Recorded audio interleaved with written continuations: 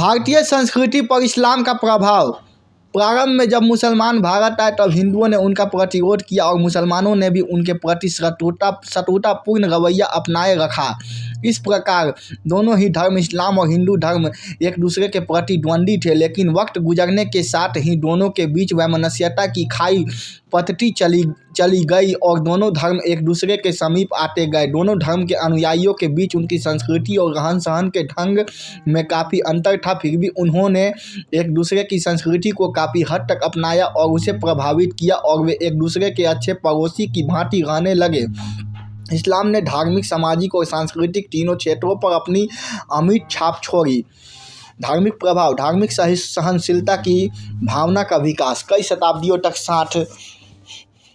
साथ रहने के पश्चात हिंदू और मुसलमान दोनों में ही कट्टरता की भावना समाप्त हो गई और सहनशीलता और दया की भावना का उनमें विकास हुआ।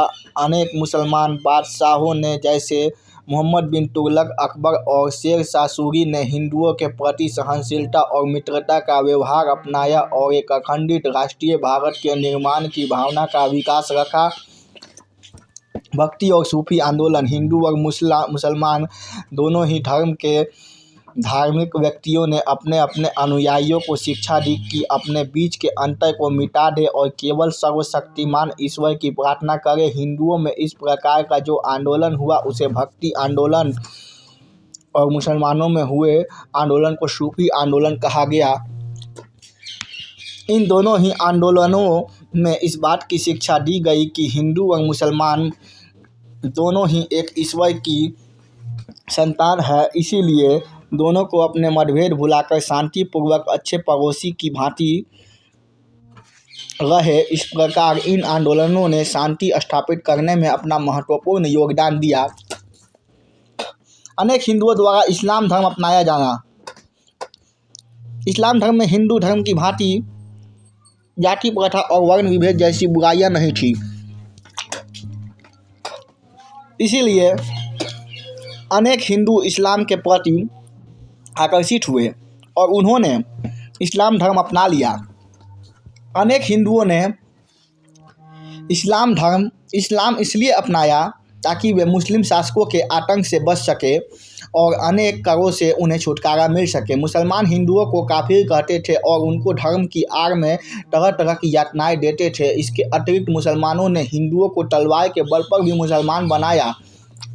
ब्राह्मणों के स्तर में गिरावट। जब हिंदू मुसलमानों के संपर्क में आए तो उन्होंने अपने धर्म की इस्लाम से तुलना की और पाया कि उनके धर्म में अनेक बुराइयां थी। उन्होंने पाया कि हिंदू धर्म में अंधविश्वास की जड़ें बहुत गहरी हैं और अत्यंत खर्चीले व्यर्थ के कर्मकांड हैं, जिनका मूल कारण ब्राह्मणों की स्वार्थ की भावना है। अतः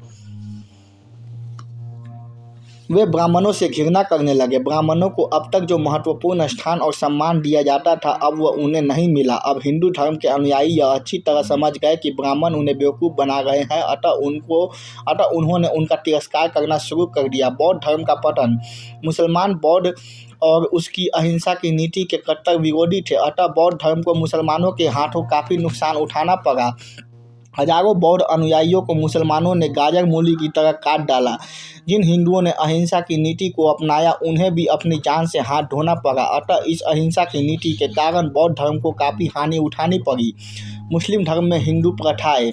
सैकड़ों वर्षों तक साथ साथ रहने के कारण मुसलमानों ने अनेक हिंदू प्रथाएं अपना ली थी। जिन हिंदुओं ने इस्लाम अपनाया था उन्होंने अपना मूल प्रथाओं का त्याग नहीं किया था। इस तरह अनेक हिंदू तौर तरीके मुसलमानों के धर्म एवं रीति रिवाजों के भाग बन गए थे। इसी प्रकार मुसलमानों की पर्दा प्रथा भी हिंदुओं में प्रवेश कर गई थी।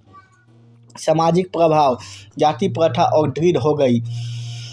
हिंदू कट्टरपंथियों ने स्वयं की और हिंदू धर्म की मुसलमानों से रक्षा के लिए जाति नियमों का और दृढ़ता से पालन करना शुरू कर दिया। इस भांति हिंदू धर्म और कठोर बन गया और इसमें दृढ़ता आ गई। भारतीय समाज में विलासिता का समावेश हुआ। प्रारंभ में मुस्लिम आक्रमणकारियों ने बड़ा ही कठोर और संयमी जीवन व्यतीत किया, लेकिन जैसे ही उनके पास धन संपत्ति बहुतायत में हुई, वे विलासितापूर्ण जीवन व्यतीत करने लगे और उनमें दुर्गुणों का समावेश होने लगा। शराब पीना, सुंदरियों की संगत करना और जुआ खेलना उनकी दिनचर्या बन गया। चूँकि वे भारतीय समाज के शीर्ष थे, अतः समाज के अन्य वर्गों ने भी उनका अनुसरण करना शुरू कर दिया। इस प्रकार भारतीय समाज में विलासितापूर्ण जीवन का समावेश हुआ।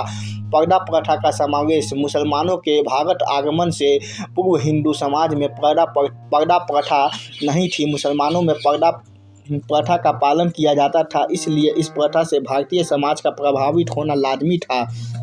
यद्यपि इस प्रथा से भारतीय समाज प्रभावित हुआ था, लेकिन हिंदुओं ने इस प्रथा को बदलती हुई परिस्थितियों के इसके आगे वाला अगला पार्ट में है, लेकिन बीच में दिया हुआ मध्य काल में प्रचलित धार्मिक आंदोलन संप्रदाय। स्थापना समय। धार्मिक आंदोलन संप्रदाय प्रवर्तक 1190 ईस्वी चिश्ती संप्रदाय सूफी मुइनुद्दीन चिश्ती। 1250 ईस्वी सुहरावर्दी सिलसिला सूफी बहाउद्दीन जकारिया। 14वीं शताब्दी फिरदौसिया संप्रदाय सूफी शरफुद्दीन याहिया। 15वीं शताब्दी धर्मदासी संप्रदाय संत कबीरदास। 15वीं शताब्दी महादवी आंदोलन सैयद मुहम्मद महदी।